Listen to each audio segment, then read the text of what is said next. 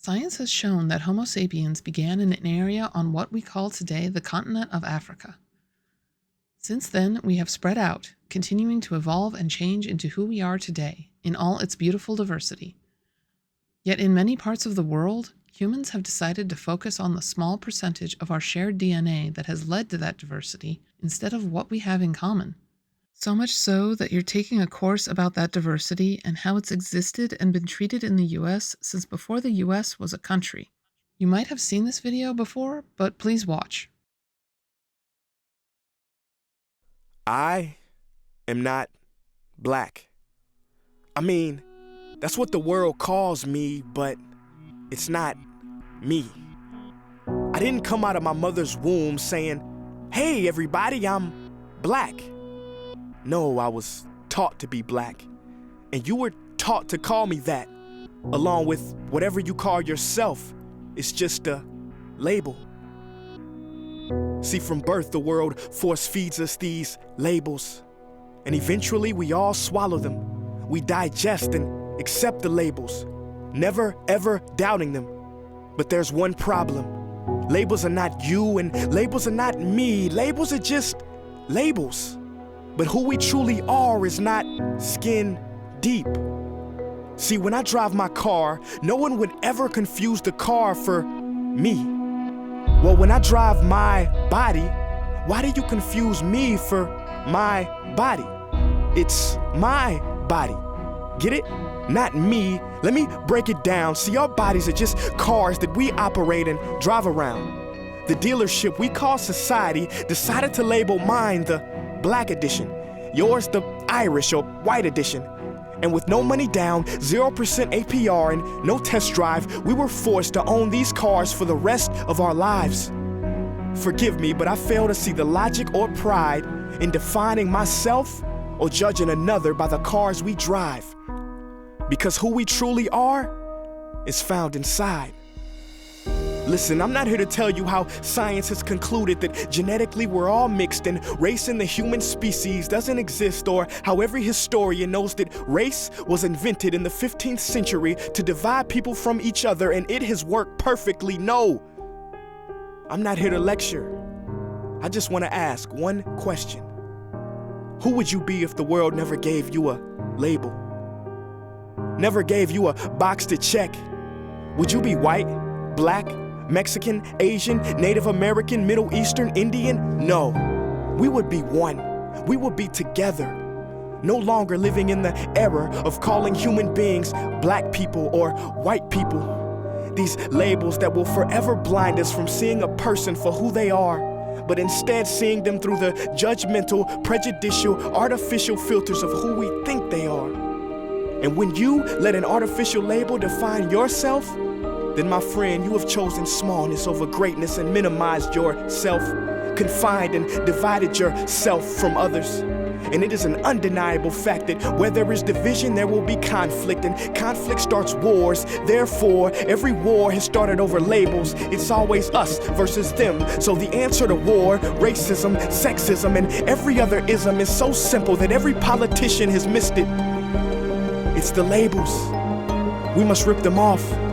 Isn't it funny how no baby is born racist, yet every baby cries when they hear the cries of another, no matter the gender, culture, or color, proving that deep down we were meant to connect and care for each other. That is our mission, and that is not my opinion. That is the truth in a world that has sold us fiction. Please listen, labels only distort our vision, which is why half of those watching this will dismiss it or feel resistance and conflicted. But just remember, so did the caterpillar before it broke through its shell and became the magnificent butterfly. Well, these labels are our shells, and we must do the same thing so we can finally spread our wings. Human beings were not meant to be slapped with labels like groceries and supermarkets. DNA cannot be regulated by the FDA. We were meant to be free, and only until we remove them all and stop living and thinking so small will we be free to see ourselves and each other for who we truly are.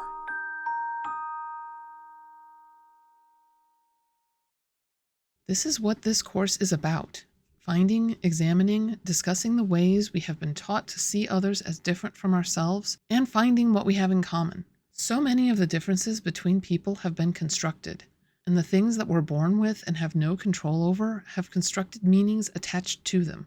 There are some theories and terms you need to understand that are also part of the foundation of studying culture and developing cultural literacy. Often the intersection of identities that conform the most to hegemonic norms is referred to as normal. Currently in the US, normal refers to the intersectional identity that is white, heterosexual, Protestant, English-speaking, middle class, college-educated, hearing, temporarily able-bodied, cisgender, and male.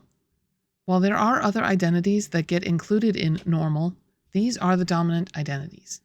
Having this particular set of intersecting identities are mostly out of a person's control. Identities like class, education, and religion can be changed by choices freely made by the individual, but not always.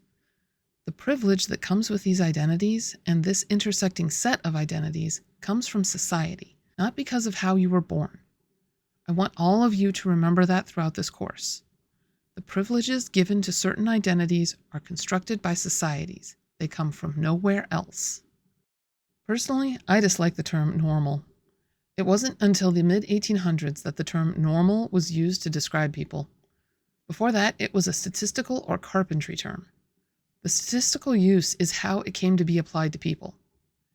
In the mid-1800s, people started using statistics to quantify people and aspects of their bodies.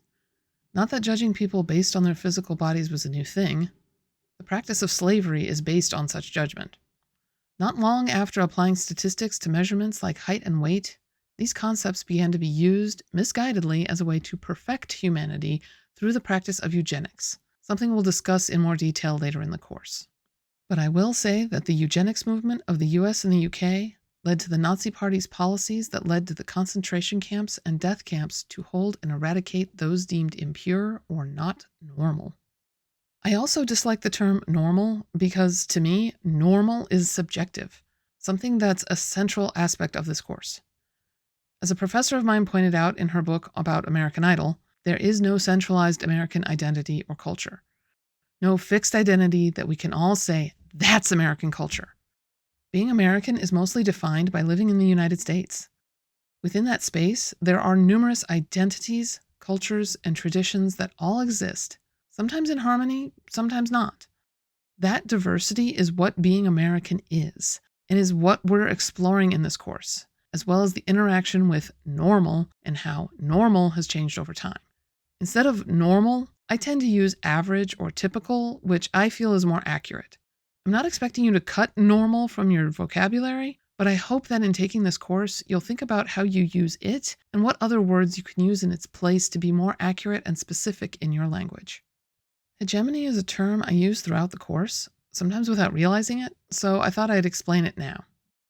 Hegemony is the process through which certain groups or ideas are made to seem natural, normal, like that's the way it's supposed to be, placing those groups or ideas above others. In doing so, the inequalities created by elevating these groups or ideas are made to seem as normal and natural as the groups or ideas themselves. One example of hegemony in the US is men are supposed to be the breadwinners, supporting the family on their own. What gets ignored and obscured is there's no reason a woman or a non-binary person or some other gender can't be the one to bring in more income. For some reason in our society, it's become natural for men's status to depend in part on having the main income in a couple or family. If they don't, people will see them as weak or less than because they bring in less than their wife or spouse. The idea that a man should be dominant, if not the sole income in his family, also ignores the economy. It's hard for many people to support themselves on one income, so they have multiple jobs. When you're a couple, it's easier for both people to have incomes to support themselves or their children as well. This idea connects classism and sexism to discriminate against women and lower classes.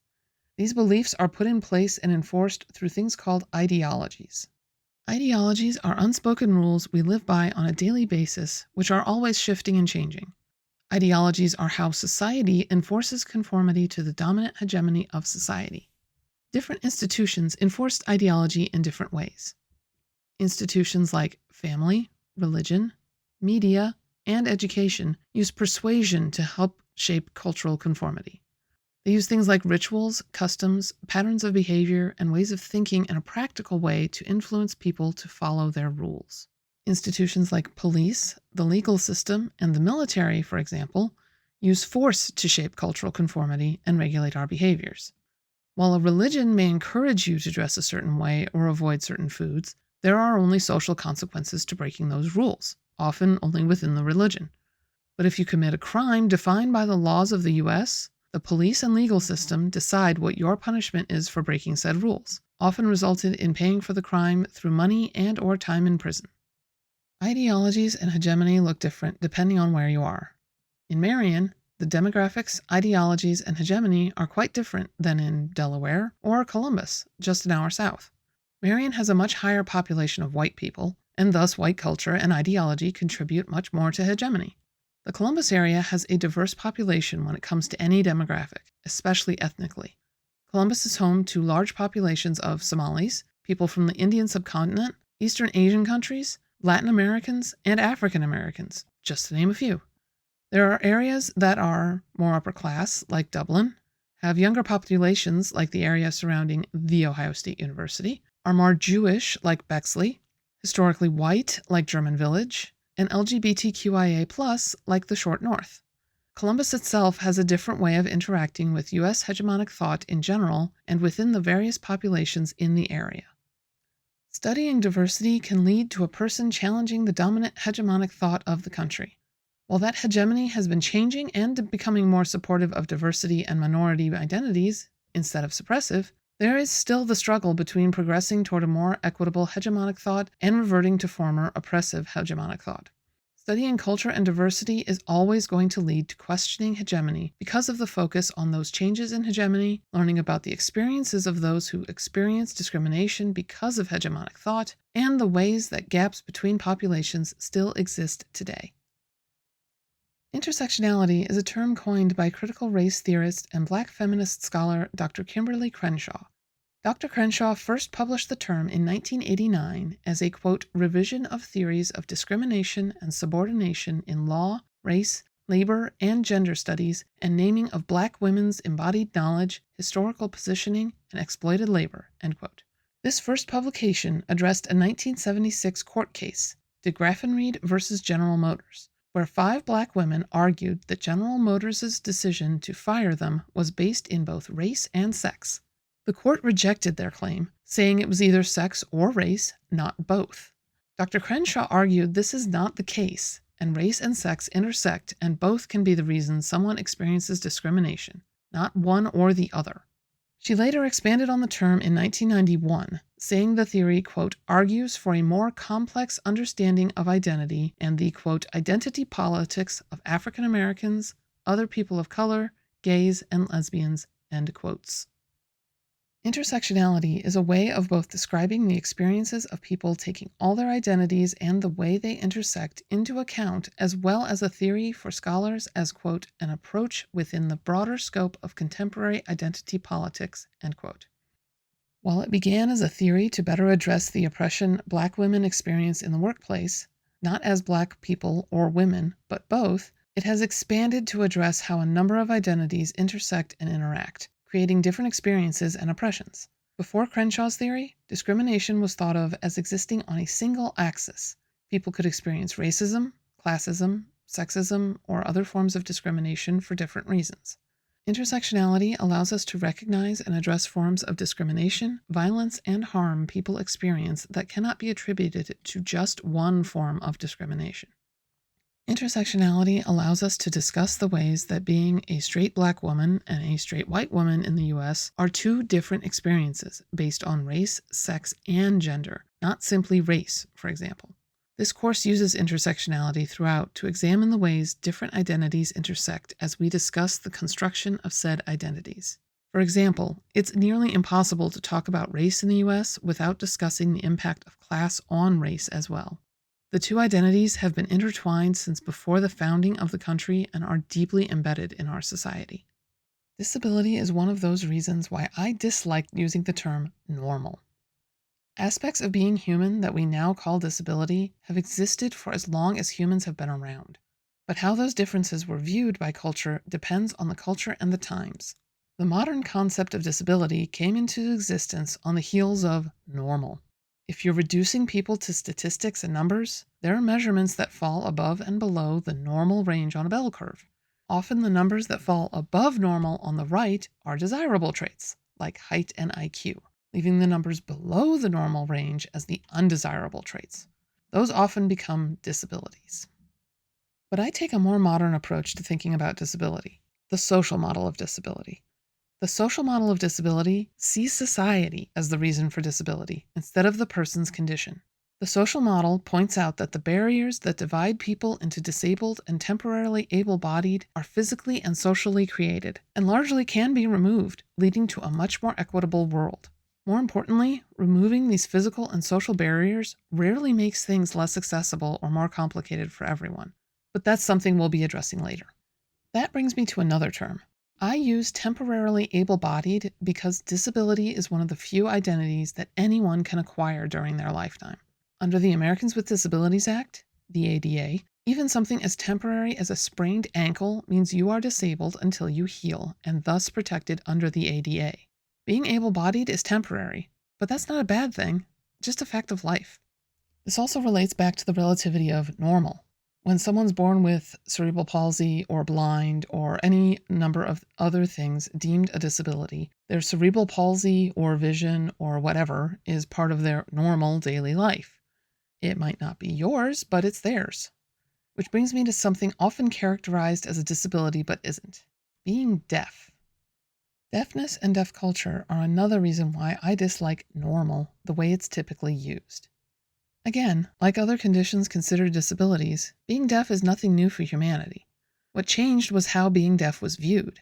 At various points in history around the world, deaf people developed sign languages. Being deaf means having little to no hearing and relying on sight to communicate with the world around you. But that doesn't have to limit people. It means using a way to communicate that doesn't rely on one's ears. Languages with their own grammar, syntax, and all the other elements required that use the hands, face, and body to communicate developed, often by deaf people themselves. In the U.S., some communities developed their own sign languages, most notably Martha's Vineyard. Martha's Vineyard Sign Language developed in the community of Chilmark on Martha's Vineyard because of the high occurrence of hereditary deafness. Deafness was so common that everyone in the community spoke MVSL, hearing and deaf alike. It created a community where barriers didn't exist, allowing people to live as equals. In 1817, the American School for the Deaf was founded in Hartford, Connecticut. A few years earlier, Thomas Hopkins Gallaudet met his neighbor's daughter, Alice. Alice was deaf. Gallaudet realized that in order for Alice to learn language and be able to fully interact with the world around her, she needed a language that was accessible. He did his research and first went to England and then to France in search of a school willing to work with him to help him bring language and schooling to the deaf children of New England. One of the teachers at the French school, who was also a former pupil, Laurent Claire, came back to the U.S. with Gallaudet. The initial idea was to use French Sign Language to teach the students. But when those with local sign languages, including MVSL, came to the school, French Sign Language and the other languages blended and American Sign Language was born. But the American School for the Deaf did more than give the deaf of the U.S. a language. It created a model that schools for the deaf around the country still use today, teaching students in their native, accessible language, giving them not only an education equal to their hearing peers, but also in deaf culture, which views being deaf simply as a communication difference, not a disability. People who identify as big D deaf are part of deaf culture. People who identify as little d deaf see their deafness as a disability, often framing it as a hearing loss even if they were born with that level of hearing. Probably the biggest reason for there being these two identities is because of normal. Deaf culture existed before normal came into being. Once normal and disabled were applied to people, normal people began to try to define being deaf as a disability instead of a linguistic difference and culture separate from hearing culture. But again, we'll be talking more about that later. So, again, society creates division and constructs identities based on normal instead of by the people they have grouped together. The big D deaf identity is one of the few exceptions, having come from the people who identify as such instead of from the outside. Gender is another identity that is constructed by society. The roles someone is expected to play, to the clothing they do or don't wear, are all based in a society's construction of gender. Until recently, US culture only considered two genders, man and woman, but other societies have had three or more genders for centuries. In India, there is a third gender called Hijra, who recently gained legal recognition but existed in society for centuries. Hijra are born male but take on a traditionally feminine appearance. They are not transgender, but are a third gender that is neither man or woman. We have no correlating concept in Western culture. Hijra live together in communities with each other, keeping their culture to themselves. For many, Hijra are part of Hindu weddings and births, and their blessings are seen as something that confers fertility and prosperity. Many indigenous tribes in the Americas had a more fluid approach to gender, many seeing people who existed outside of man and woman as exceptional, even holy people because of their understanding of multiple genders instead of just one. A modern pan-indigenous term coined in 1990 is Two-Spirit, but different tribes have had different terms for the concept. Two-Spirit was created as a way for indigenous people to identify as outside of the Western terminology of LGBTQIA+, while also encompassing the traditional respect and reverence for those who live outside of the gender binary and heterosexuality. For example, Native Hawaiians use the term mahu to refer to people who embody both the male and female spirit. Sometimes that means the person is transgender, sometimes that means they are a feminine man or a masculine female. Again, it exists outside of Western concepts of gender and sexuality. But many indigenous tribes and Native Hawaiians see these individuals as holy, some becoming shaman and spiritual leaders, and their blessings are welcome and sometimes sought after. Today in the US, gender is being seen more as a spectrum than as a binary. Terms like non-binary, gender fluid, and genderqueer all refer to ways people express gender outside of the binary. But these ways of engaging with gender have existed for centuries. We just haven't had words for them. Some examples I can think of are butch lesbians and femme gays, but that's limited to specific sexual identities. Sexuality and gender can be lumped together, but have no reason to be linked together. How you express your gender has nothing to do with who you are attracted to, and vice versa. But again, in existing outside of normal, society has constructed this link, lumping them together as a group of others, a group we'll be talking about in a few weeks. The final identity I want to address because of its importance in people's identities in the US is sexuality. There's much more about sexuality than I'll be addressing here because sexuality is not the topic of this course. There are entire courses of study dedicated to sexuality and the myriad identities related to it. But I'm going to talk about it broadly. When talking about that hegemonic norm, heterosexual is the term that leaps to mind for many. Often the spectrum is seen as homosexual on one end, heterosexual on the other, and various other identities like bisexual and pansexual in between. But sexuality is more complicated than that. Asexual is a term that's being used more frequently today. Asexual refers to a lack of sexual interest or lack of sexual attraction to others. Allosexual is the opposite, an interest in sex or experiencing sexual attraction. Allosexual is the assumed norm, confusing people when someone has little to no interest in having sex with anyone. People who identify as asexual may be repulsed by the thought of sex, may simply have no interest in it, or have limited interest in sex. Under the asexual umbrella are also graysexual and demisexual. Graysexual means the person experiences sexual attraction under very specific circumstances. Demisexual means the person experiences sexual attraction, but only after forming a strong connection with the other person. I'm demisexual.